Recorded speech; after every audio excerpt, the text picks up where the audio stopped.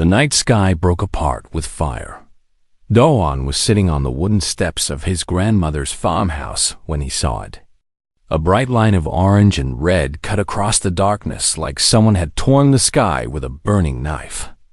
The thing fell fast, faster than any airplane, and crashed somewhere in the forest behind their property. The ground shook. Birds screamed and flew away. Then everything went quiet.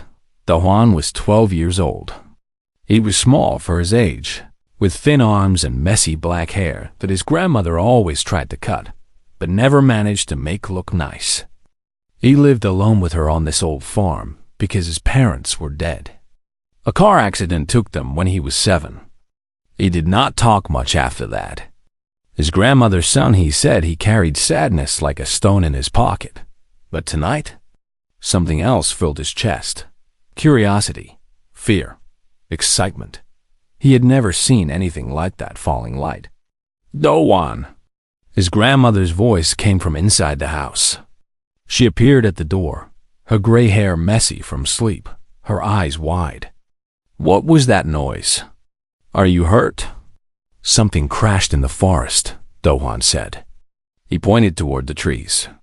A faint glow came from deep inside the woods. Something was burning. Stay here, son, he said firmly. I will call someone. The police or maybe the fire department. Do not go into those woods. But Do-won was already walking. His feet moved before his brain could stop them. He heard his grandmother calling his name, her voice getting smaller as he went deeper into the dark trees. The forest was thick and old. Do-won knew these woods well. He had played here alone many times, talking to trees because he had no friends to talk to. Tonight, the trees felt different. The air smelled wrong, like burned metal and something else he could not name. Something alive and strange. He walked for 10 minutes before he found it. The ship was not like anything from Earth. It was black and smooth, shaped like a curved blade, and it had torn a long path through the trees when it fell. Fire licked at the edges, but the flames were dying. Smoke rose into the night sky. Do-won's heart beat so hard he could hear it in his ears. He should run. He should go back to his grandmother. But his feet carried him closer. He saw a hole in the side of the ship, torn open by the crash. Inside, there was darkness and the sound of something breathing. He climbed through the hole. The inside of the ship was full of strange lights and symbols. He did not understand. Everything was broken and sparking. And in the middle of it all, he saw her. She was huge, bigger than any human. Her body was covered in dark scales that looked like armor. She had 4 arms, 2 large ones and 2 smaller ones near her chest. Her face was long and sharp, with teeth that could bite through bone. Her eyes glowed a soft gold color in the darkness. She was dying. Do-won could see that clearly. There was too much blood, too much damage. No creature could survive wounds like that. But she was not alone. Dot held against her chest. Wrapped in 2 of her arms was something small. A baby. It looked like her, but tiny. It had the same scales, the same shape. But its eyes were closed, and it was making small crying sounds. The dying creature saw Do-won. She should have been terrifying. She should have made him scream and run away. But her eyes were not angry or hungry. They were sad. They were desperate. They were the eyes of a mother. She opened her mouth and spoke. The words were broken and rough, like she had learned them from far away. Human, child. Do-won could not move. He could not speak. Please. The creature coughed. More blood came out. My daughter, Kira. Protect her. I do not understand. Do-won whispered. What are you? Where did you come from? No time. The creature's voice was getting weaker. They will come. Looking for us. I ran. To save her, please. She is innocent. She is just a baby. The creature held out the small infant toward Do-hwan. Her arms were shaking. Her golden eyes were starting to go dark. "Protect my daughter." Do-hwan did not know why he did it. Maybe because he knew what it felt like to lose parents. Maybe because the baby was crying and sounded so scared. Maybe because somewhere deep inside him, he was still a boy who wanted to save something. He reached out and took the baby into his arms. She was heavier than he expected. Her scales were warm, not cold like he thought they would be.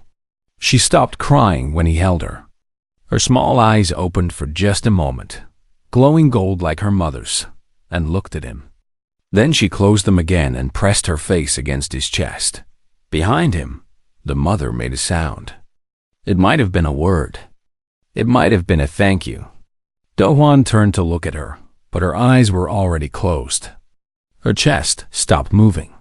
The glow faded from her body. She was gone. Do-hwan stood there for a long time, holding the alien baby, looking at the dead mother. He was just a 12-year-old boy. He did not know anything about aliens or space or other worlds. He did not know that the creature in his arms would grow up to become one of the most powerful beings in the galaxy. He did not know that holding her would change his life forever. All he knew was that she was alone now, just like him. "Okay," he whispered to the baby. "Okay, Kira, I will take care of you." He climbed out of the broken ship and walked back through the forest, carrying the small alien against his chest. His grandmother was waiting at the edge of the trees, her face white with fear.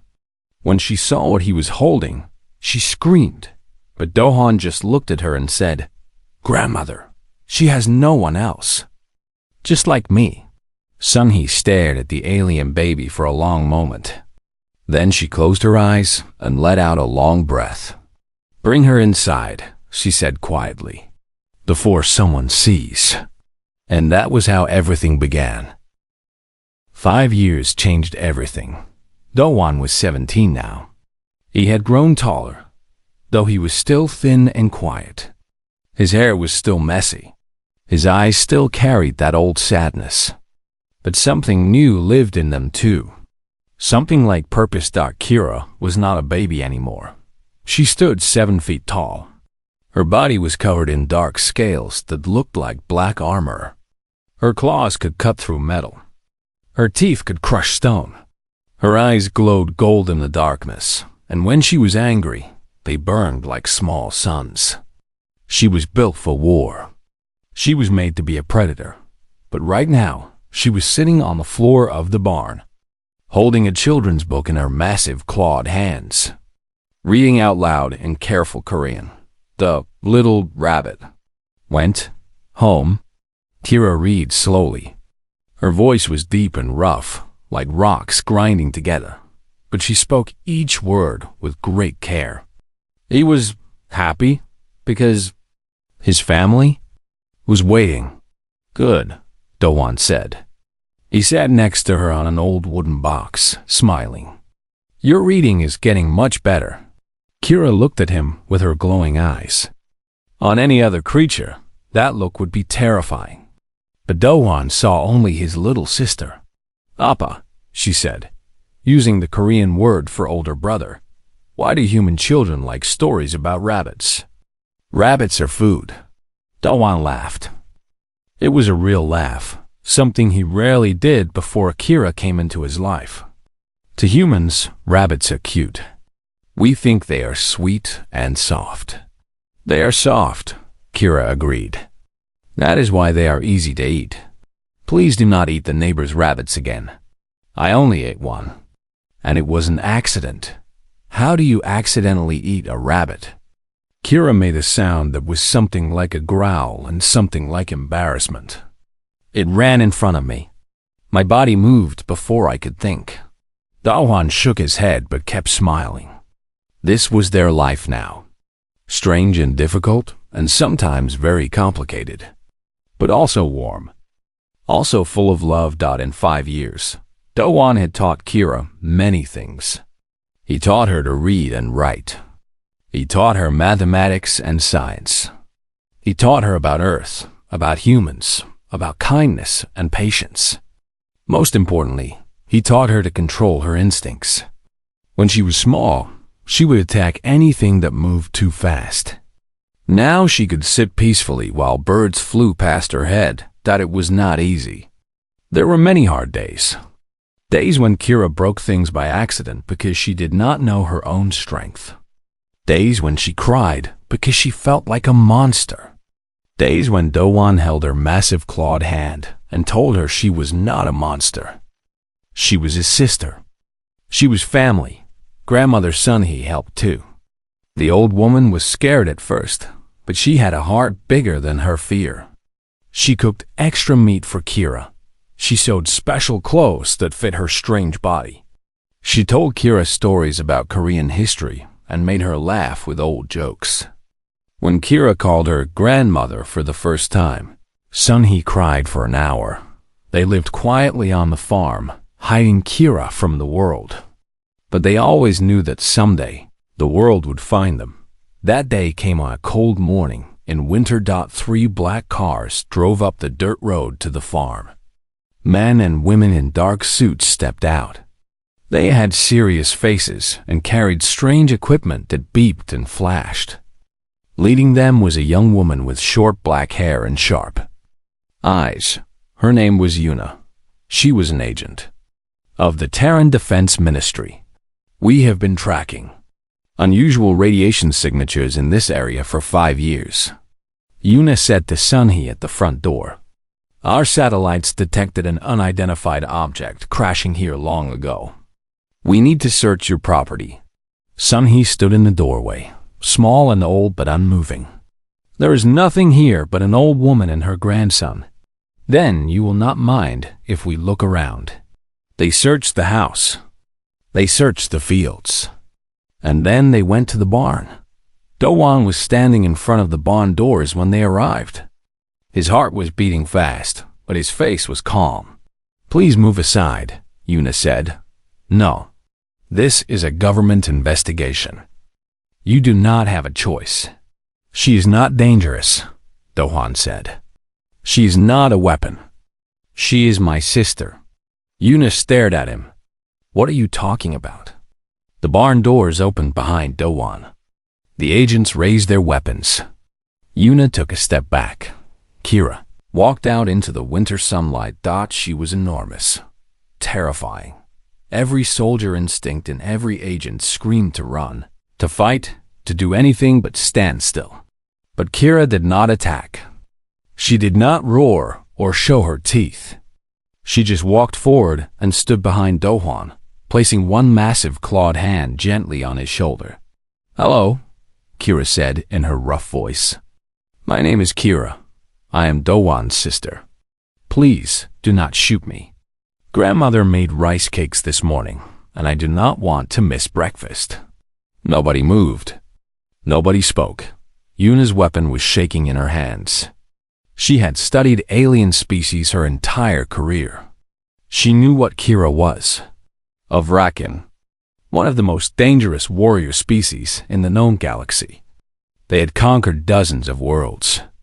They were brutal and fierce and showed no mercy. But this Vraken was standing peacefully next to a skinny human boy, talking about rice cakes. How is this possible? Yuna whispered. Dowan looked at her with steady eyes. She crashed here when she was a baby. Her mother was dying. She asked me to protect her daughter. So I did. You raised a Vraken? I raised my sister. Yuna slowly lowered her weapon. The other agents did not move, still frozen in fear and confusion. Her mother, Yuna said carefully. Do you know who she was? She did not tell me her name. She only told me to protect Kira. Yuna was quiet for a long moment. Her mind was racing through old intelligence reports, classified documents, stories from the edge of known space. Then she remembered something. A Vraken general who disappeared years ago. A warrior who was said to have gone mad and betrayed her empire. A mother who ran away with her child. General Vrenna, Yuna said softly. Kira's mother was General Vrenna. She was one of the most famous warriors in the Vrakan Empire. She deserted because she did not want her daughter to become a weapon. Kira's golden eyes went wide. My mother was famous? She was legendary. And she gave up everything to save you. Kira looked down at Dohwan. Her massive body trembled slightly. Appa, my mother loved me. Dohwan reached up and held her clawed hand. Of course she did. Just like I love you. Just like grandmother loves you. You are worthy of love, Kira. You always have been. A tear fell from Kira's glowing eye. It was large and golden, and it hit the ground with a small splash. Yun watched this moment between the human boy and the alien warrior. She had come here expecting to find a threat. Instead, she found something she never thought possible. A Vrakan who had learned to love. A human who had taught her. She put her weapon away completely. I need to report this to my superiors, Yuna said. But I will tell them what I saw here today. I will tell them that you are not a danger. Doan nodded. Thank you. Do not thank me yet, Yuna said. The Vrakan Empire is still out there. Sooner or later, they will come looking for her. Doan stood a little taller. His hand tightened around Kira's claws. Then we will be ready. The sky turned red on a summer afternoon. Dohan was working in the field when the shadow fell over the farm. He looked up and felt his blood turn cold. A ship hung in the sky above them. It was massive, larger than any building he had ever seen, shaped like a jagged blade made of black metal.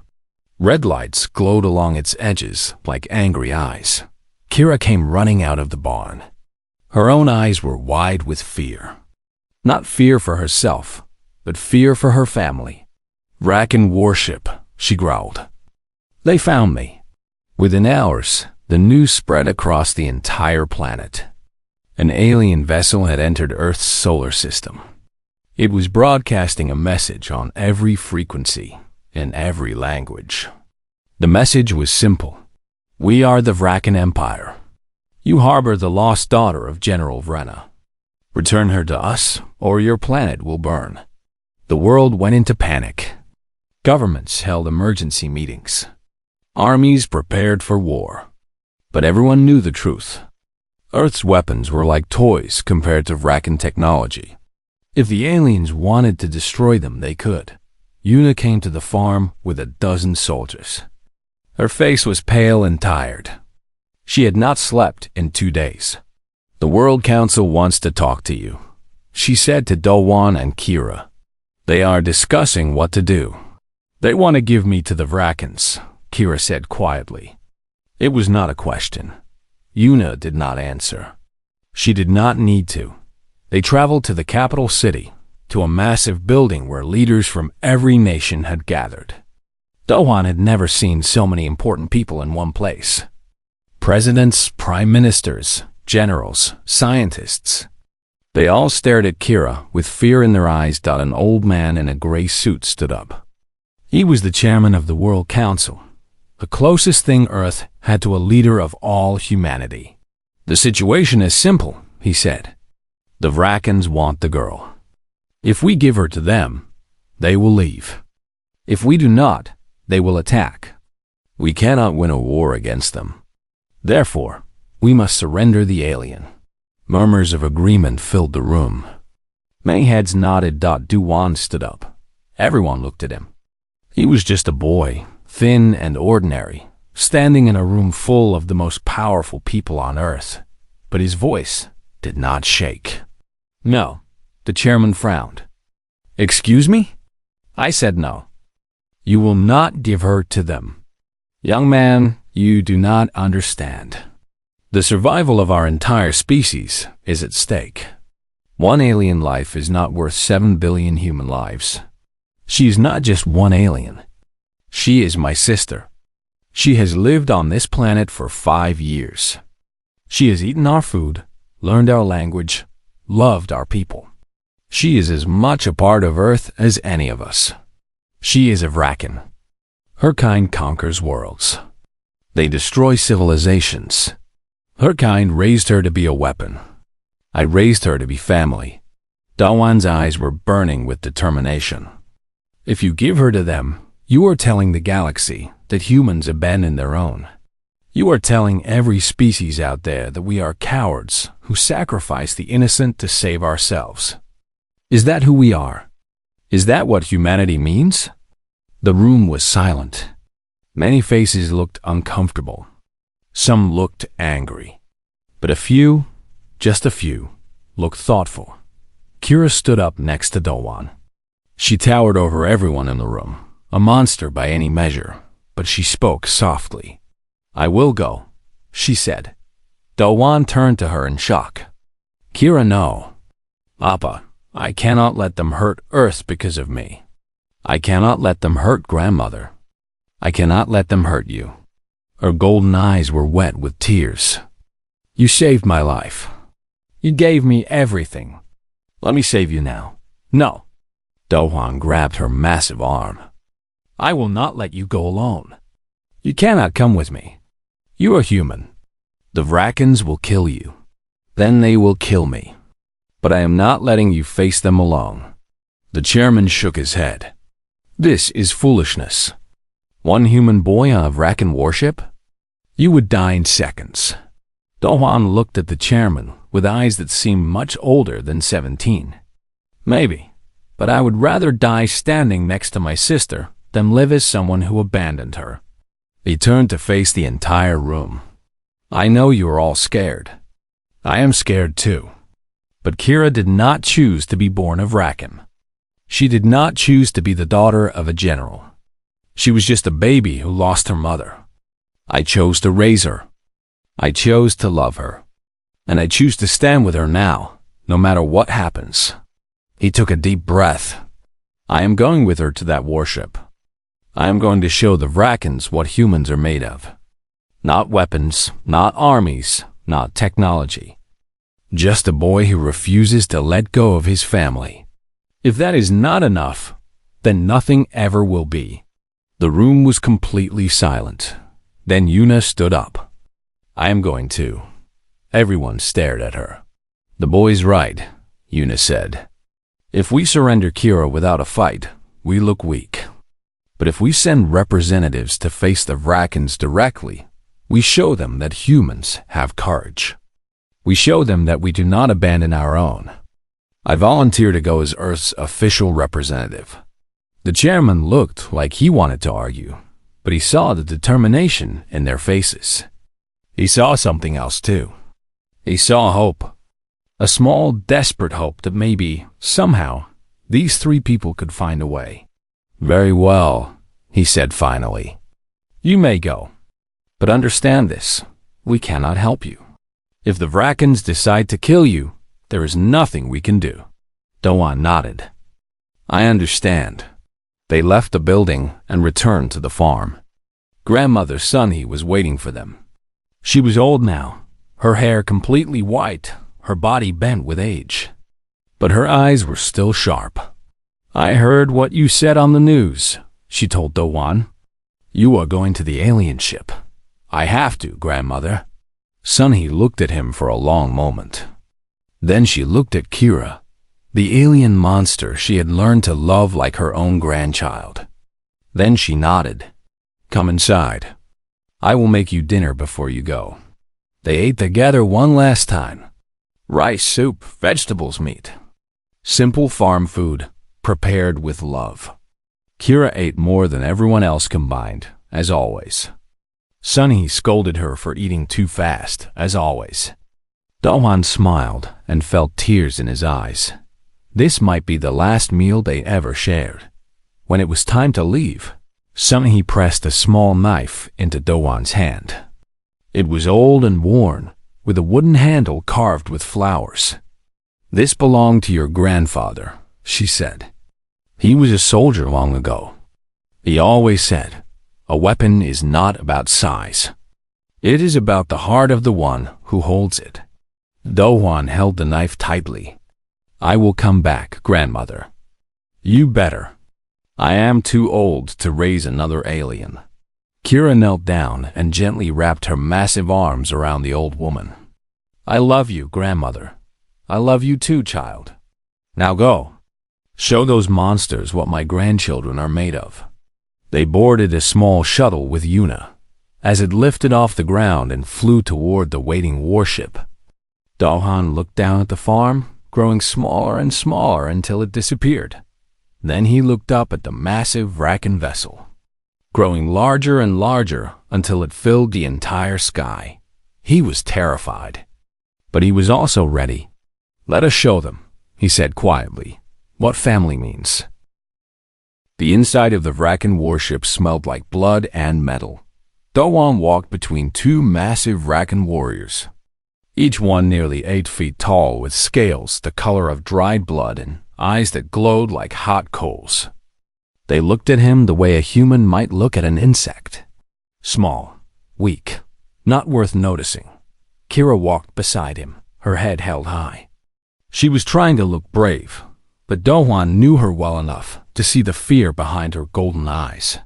She had never met another Vrakan besides her dead mother.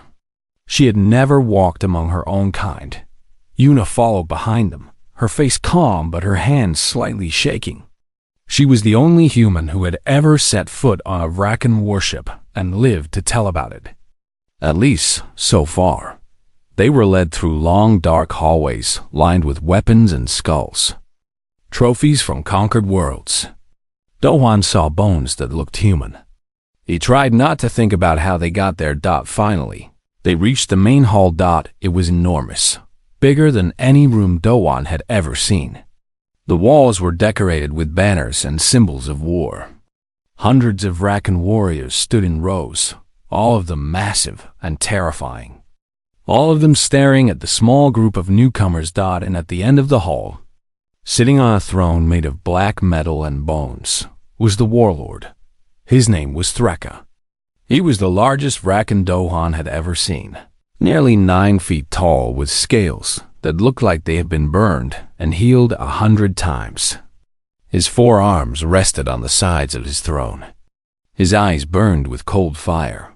So, Threka said, his voice like thunder rolling through mountains, the lost daughter returns. Kira stepped forward. I am Kira, daughter of Rena. I know who you are, child. Your mother was a fool and a traitor. She ran away like prey instead of facing her duty.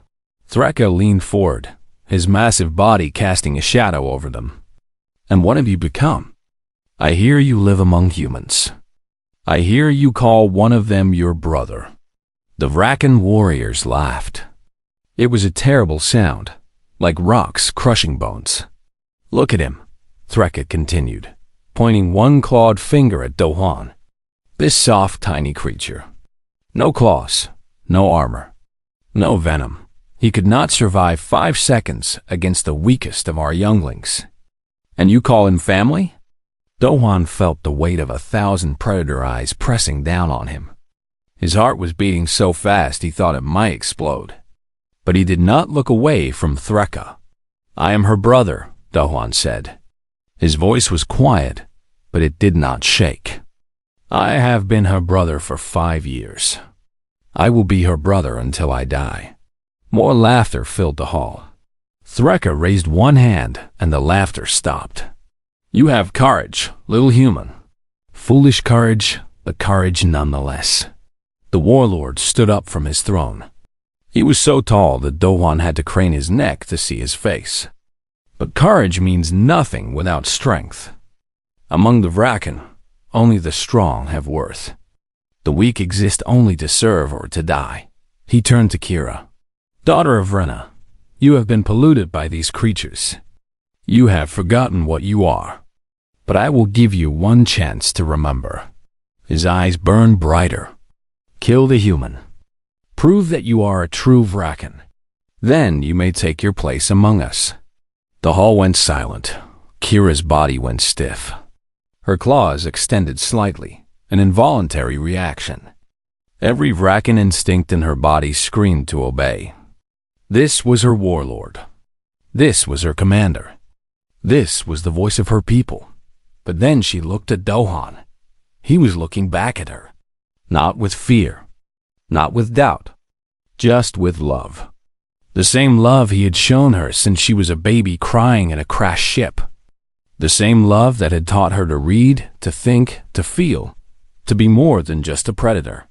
No, Kira said. The word fell like a stone into water. Threka's eyes narrowed. What did you say? I said no. Kira stepped in front of Dowan, placing her massive body between him and the warlord. Dowan is my brother. He saved my life. He raised me. He loved me when I was alone and afraid. I will not hurt him. Not for you. Not for anyone. Angry murmurs spread through the warriors. Threka growled, a deep, terrible sound that shook the floor. You would choose this weak creature over your own kind? He is my kind, Kira said firmly. Blood does not make family. Love makes family. And he has shown me more love than the entire Vrakan Empire ever could. Threka stared at her for a long moment.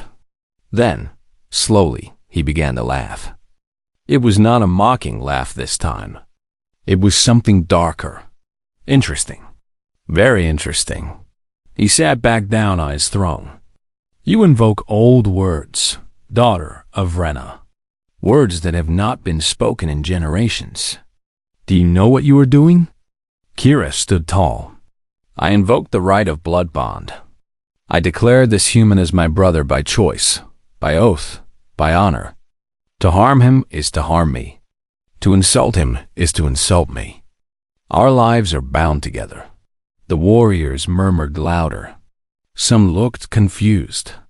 Some looked angry. Some looked almost impressed. Threka raised his hand for silence. The right of blood bond is ancient law. Even I cannot simply ignore it. His burning eyes turned to Dowan. But the right requires something from the bound one as well. He must prove he is worthy of standing beside a Vrakan. Dowan's stomach dropped. Prove how? The trial of fangs. Threka's mouth twisted into something like a smile. You will enter our arena. You will face a Vrakan warrior. If you survive for 100 heartbeats, the bond will be recognized. If you die, he shrugged. Then you were never worthy. That is not fair, Yuna spoke up. He is a human. He cannot fight a Vrakan. Life is not fair, soft one.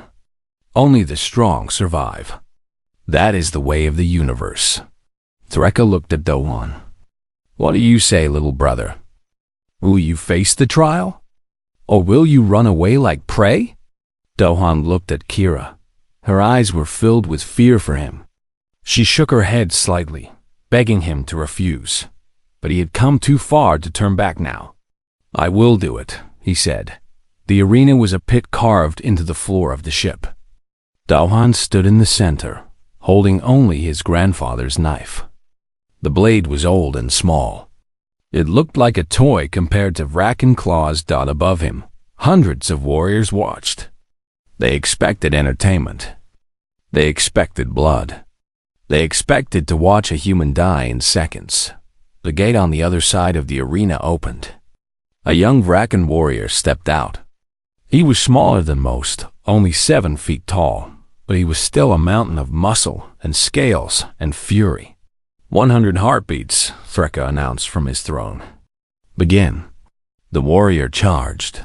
Dowan did not try to fight. He knew he could not win a battle of strength. Instead, he ran. He dodged. He used every trick he had learned from watching Kira for 5 years. He knew how Vrakans moved. He knew they attacked in straight lines, relying on speed and power.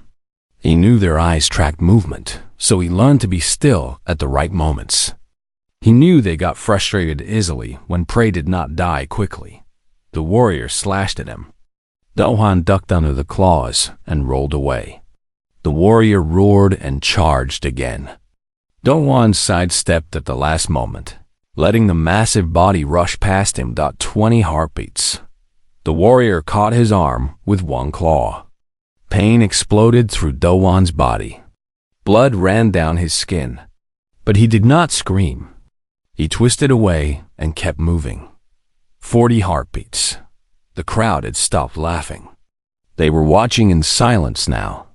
This tiny human was still alive. This impossible creature was still standing.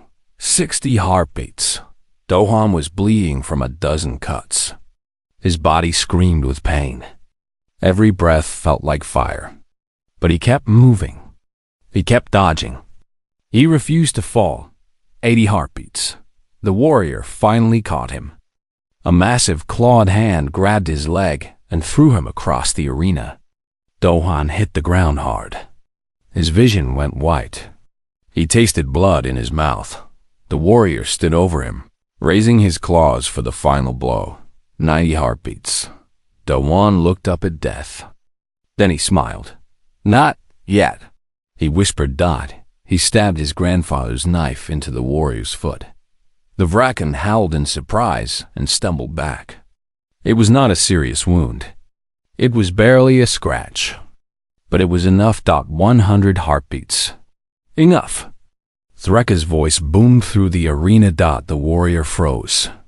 Do-hwan lay on the ground, broken and bleeding, but alive. The arena was completely silent. Then, slowly, one Vraken began to stomp his foot on the ground. Then another. Then another. The sound grew and grew until the entire ship seemed to shake with it. It was the Vraken's sign of respect. Threka looked down at the tiny human who had refused to die. For the first time, there was something other than contempt in his eyes. 100 heartbeats, the warlord said. The trial is complete. The bond is recognized. He stood and raised his voice for all to hear. From this day forward, this human is brother to Kira, daughter of Rena. His blood is her blood. His honor is her honor. Any who harm him answer to the ancient law. Kira rushed into the arena and gathered Do-hwan into her arms. Tears streamed down her scaled face. "Appa," she whispered. "You foolish, wonderful, stubborn human." Do-hwan smiled weakly through his pain. "I told you," he said. "I am not letting you go alone." 3 months passed on the Vraken warship. Do-hwan healed slowly. His body was covered in scars now, marks of the trial that would never fade. But he wore them with pride. Among the Vrakens, scars were proof of survival. Proof of worth. Kira stayed by his side every day. She brought him food, told him stories, and made sure no one bothered him while he recovered. The other Vrakens watched them with confused eyes. They had never seen anything like this before. A human and a Vraken, living as true siblings. Warlord Threka kept his word about the blood bond. Do-hwan was protected by ancient law. No Vraken could harm him without facing severe punishment. But that did not mean everyone was happy about it. There were factions within the Empire. Powerful commanders who believed the old ways were the only ways. They saw Kira and Do-hwan as a disease, a weakness that needed to be cut out before it spread. One night, a message arrived from Earth. Yuna brought it to them, her face white as paper. "There was an attack on your grandmother's farm," she said quietly. "Someone tried to kill her." Do-hwan felt his heart stop. "Is she?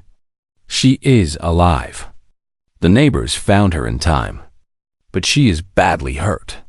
Kira's eyes began to glow brighter than Do-hwan had ever seen. A low growl built in her chest, deep and dangerous. "Who?" she asked. The single word was filled with deadly promise. "We believe it was ordered by Commander Rethok," Yuna said. "He's one of Threka's rivals. He thinks destroying your human family will break you, make you weak, make you easier to control." Do-hwan grabbed Kira's arm. She was shaking with rage. Her claws were fully extended. She looked ready to tear the entire ship apart. "Kira, wait. We need to think. They hurt grandmother." Her voice was barely human anymore. It was the voice of a predator. "They will pay. They will. But not like this. If you attack blindly, they will use it against you. They will say you are unstable, dangerous. They will demand your execution. Kira turned to look at him. Her golden eyes were burning with fury, but beneath that fire, there was also trust. Trust in her brother. What do we do, Appa? Do-Han was quiet for a long moment. His mind was racing through everything he had learned in the past months. Vrakan culture, their laws, their traditions. There had to be a way. Then he found it. Challenge them, he said. Challenge Rethok and his allies to ritual combat. They tried to kill your family, so you have the right to demand blood. But do it publicly. Make it official. Force Threka to watch and judge. Kira's eyes narrowed. And if I lose? You will not lose. You have something they do not.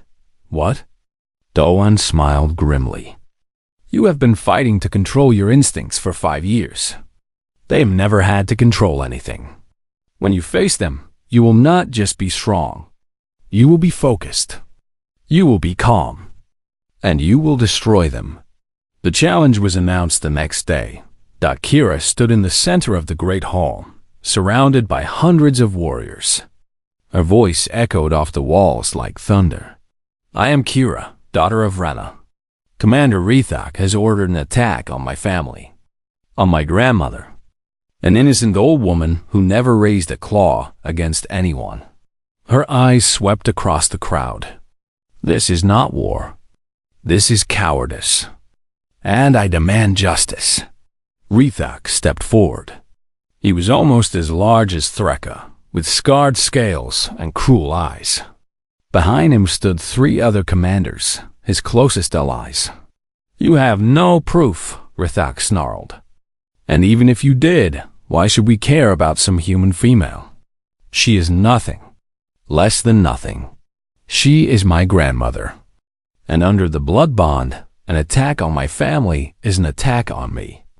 Kira pointed one clawed finger at Rethok. I challenge you to ritual combat.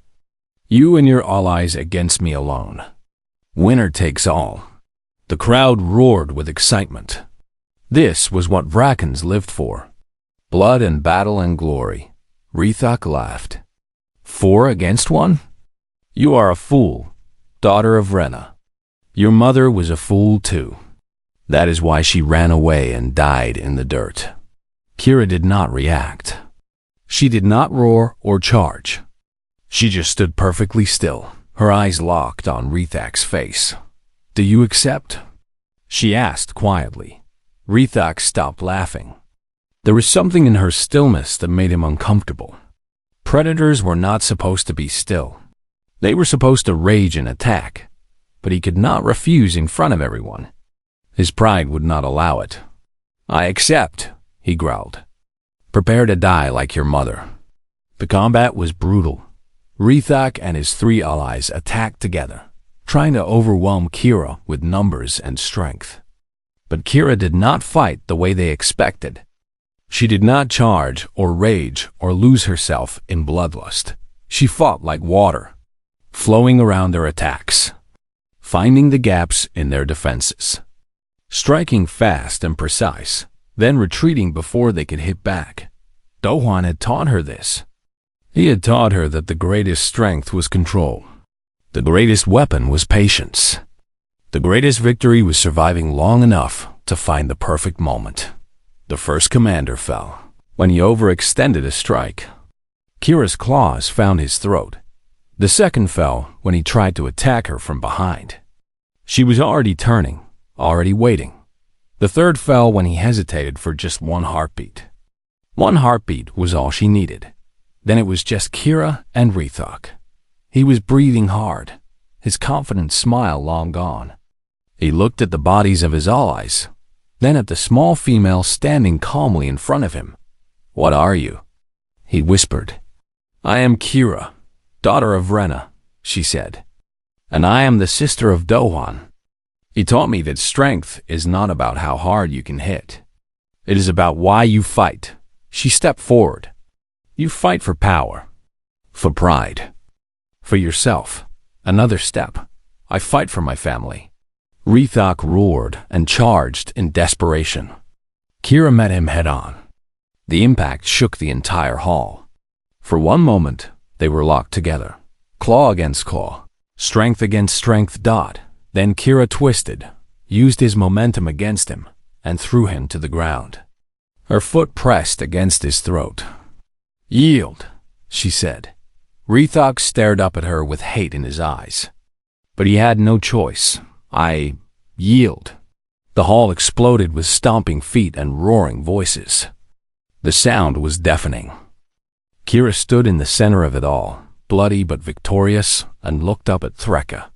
The warlord was smiling. A genuine smile. "Well done, daughter of Rena," he said. "You have proven yourself today. You fight with honor. You fight with purpose." He stood from his throne. "From this day forward, you will serve as my voice to the human world. An ambassador.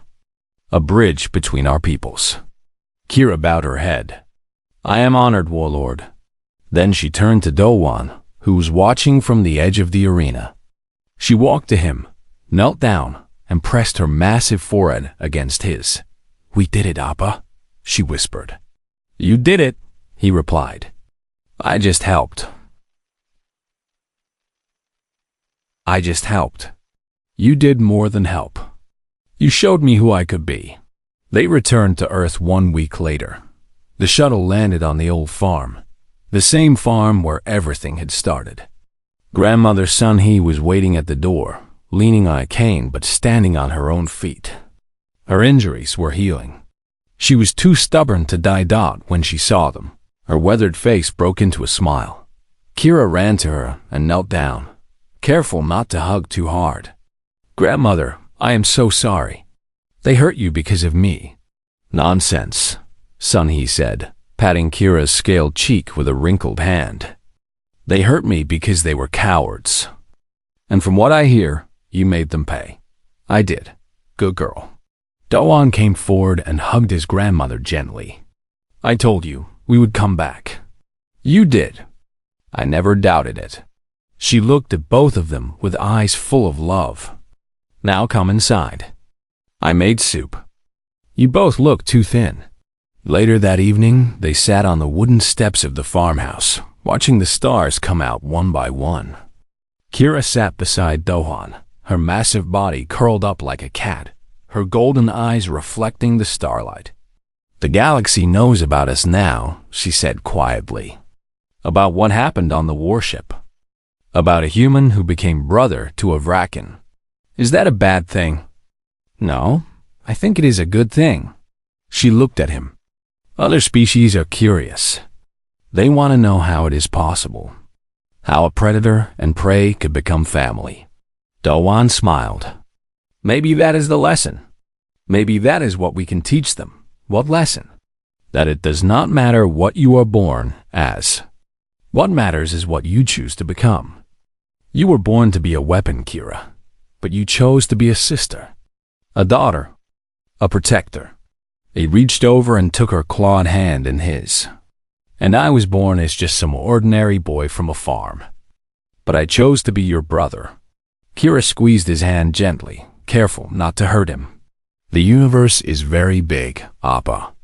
There are many species out there who have never known kindness, never known love. Maybe we can show them."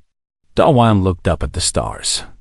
Somewhere up there was the Vrakan Empire, slowly changing because of what they had done.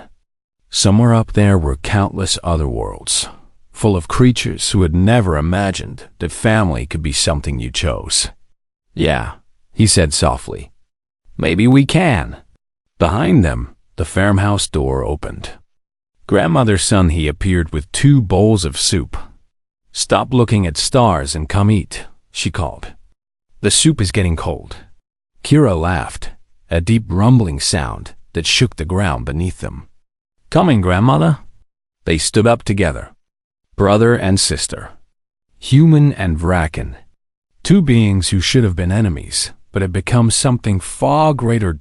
As they walked inside, Doan took one last look at the night sky. The galaxy was vast and dangerous and full of unknowable things. But for the first time in his life, he was not afraid. He had his family, and that was enough.